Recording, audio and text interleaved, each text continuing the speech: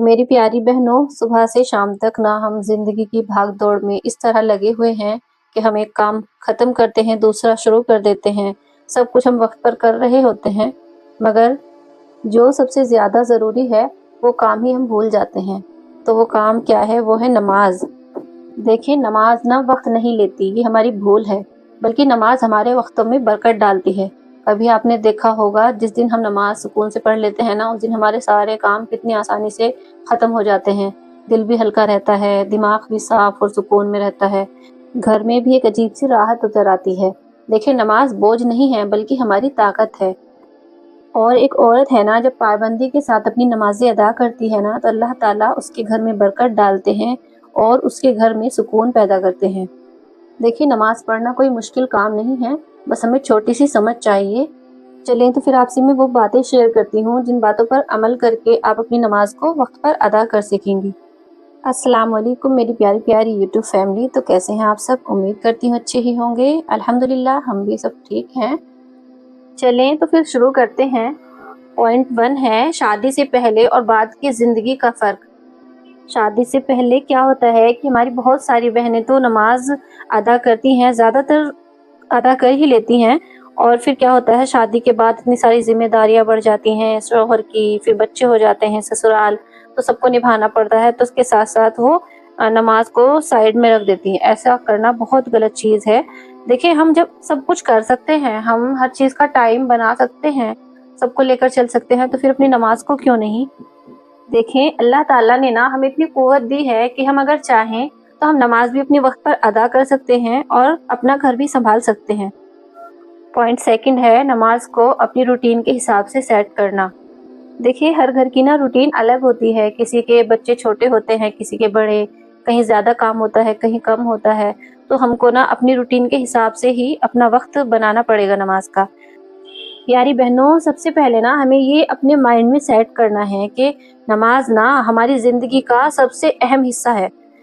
ये तो दुनिया के काम हैं, चलते रहेंगे।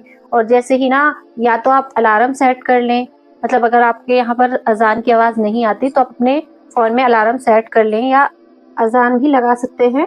जैसे ही आपको अलार्म की आवाज़ सुनाई दे या अज़ान की, आप अगर ऐसा कोई काम नहीं कर रही हैं जिसे मतलब छोड़ा नहीं जा सकता, तो आप काम छोड़कर फ़ौरन से अपनी नमाज़ अदा कर लें। काम बाकी करते रहेंगे आप बाद में भी। अगर आप ऐसा काम कर रही हैं जैसे कोई आप सब्ज़ी बना रही हैं, आपको डर है कि वो जल जाएगी, तो आप 5 से 10 मिनट का वक़्त ले लें, लेकिन ज़हन में ये रखें कि मुझे पहले नमाज़ अदा करनी है। तो देखिए, आप अव्वल वक़्त में नमाज़ भी पढ़ पाएँगे। जो सबसे अच्छी, सबसे प्यारी चीज़ क्या है, हमें अव्वल वक़्त में नमाज़ पढ़ना है। नमाज़ तो देखो बहुत लोग पढ़ते भी हैं, लेकिन क्या नमाज़ को डिले कर देते हैं कि अभी पढ़ेंगे, अभी वक़्त है। तो ऐसा होते-होते ना वक़्त बिल्कुल एंड हो जाता है, तो तब नमाज़ के लिए चलते हैं। तो ये चीज़ भी अच्छी नहीं है कि नमाज़ में ताख़ीर करना। नमाज़ को ना वक़्त पे पढ़ना सबसे अच्छी चीज़ है। देखिए, मान लें कोई हमारे लिए फूलों का बुके लेके आया, हमारे अपने कोई, तो उसमें है मुरझाए हुए फूल, तो क्या आपको वो अच्छा लगेगा? नहीं ना।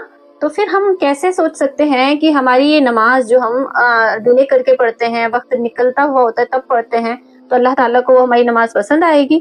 तो अब कोशिश ये करें कि हम नमाज़ को अव्वल वक़्त में पढ़ें।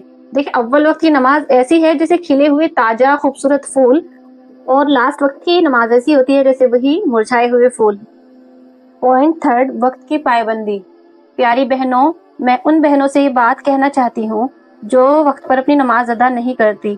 अच्छा, आप एक चीज़ पर गौर करें, जब हम अपने हर काम को पाबंदी के साथ वक़्त पर कर सकते हैं, अब उसमें हमें कहीं डॉक्टर के जाना हो, जैसे हमारा कहीं ट्रीटमेंट चल रहा हो डॉक्टर के यहाँ, तो हम वक़्त पे पहुँच जाते हैं, जो भी उसका वक़्त होता है।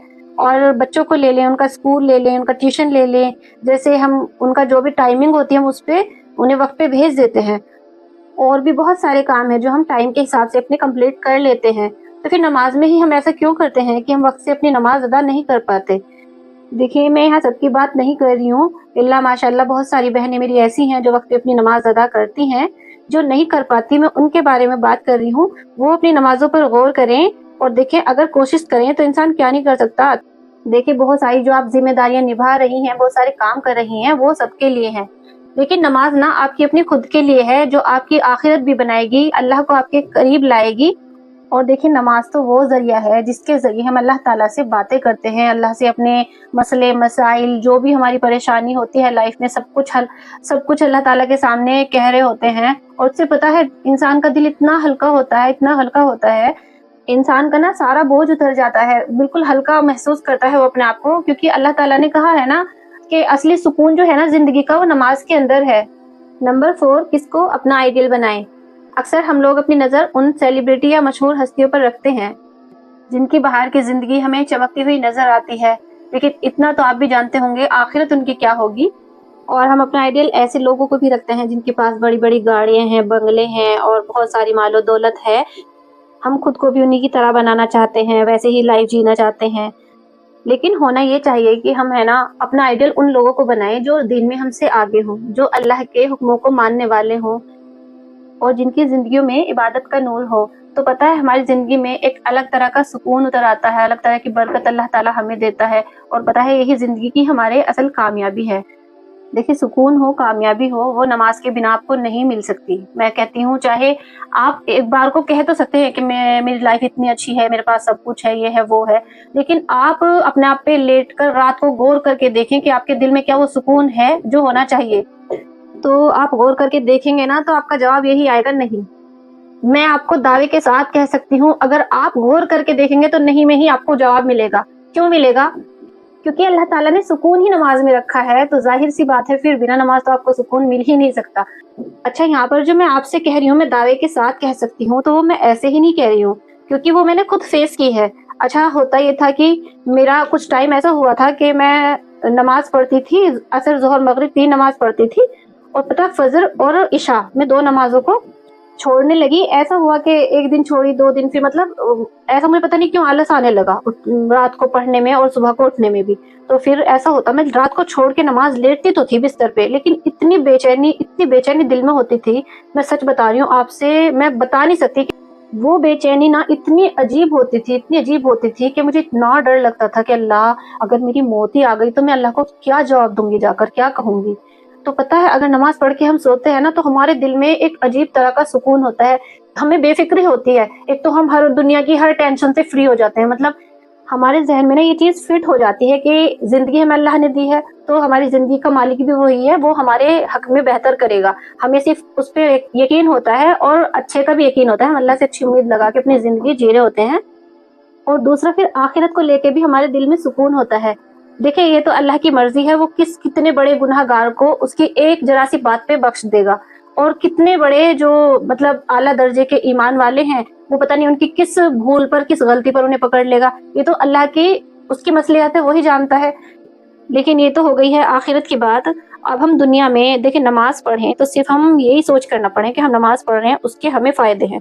دیکھیں اللہ نے ہمیں حکم دیا ہے، کیا ہم اللہ سے محبت نہیں کرتے؟ اپنے دل کو چیک کریں کہ اپنے اللہ سے آپ محبت کرتے ہو یا نہیں۔ اگر آپ کا جواب ہاں میں آتا ہے تو پھر آپ اپنے آپ پر غور کریں کہ وہ محبت کیسی ہے جو آپ کو اللہ کے قریب بھی نہیں جانے دیتی، کیونکہ اللہ تعالیٰ نا سجدے میں ہمارے سب سے قریب ہوتا ہے۔ تو آپ اللہ سے محبت کرتے ہو، پھر اللہ سے آپ کا ملنے کا دل نہیں چاہتا؟ دیکھیں ایک طرح سے نا میں تو آپ سے سوال ہی کر رہی ہوں، لیکن جواب آپ کے خود کے اپنے پاس ہے۔ اب آپ ہی بتائیں کہ آپ کا اللہ سے ملنے کا دل چاہتا ہے تو پھر آپ اپنی نمازوں کو کیوں ضائع کرتے ہیں، کیوں نہیں پڑھتے؟ دیکھیں لوٹ جائیں اللہ کی طرف، اس دنیا میں کچھ نہیں رکھا، نہ دنیا میں کچھ دینے والی ہے، سب ہمیں یہی چھوڑ کر جانا ہے، چاہے ہم کتنا بھی اکٹھا کر لیں، چھوڑ کر سب ہمیں یہی جانا ہے۔ تو اپنے اللہ کی طرف لوٹ جائیں، اللہ سے محبت کریں، جو ہماری نماز ضائع ہو چھوٹے اس کا ہمیں افسوس ہو اور ہم اسے ادا کر لیں، اور اللہ تعالیٰ سے دعا کریں کہ اللہ تعالیٰ میری کوئی نماز قضا نہ ہو، پیارے اللہ مجھے سجدوں کی توفیق دے۔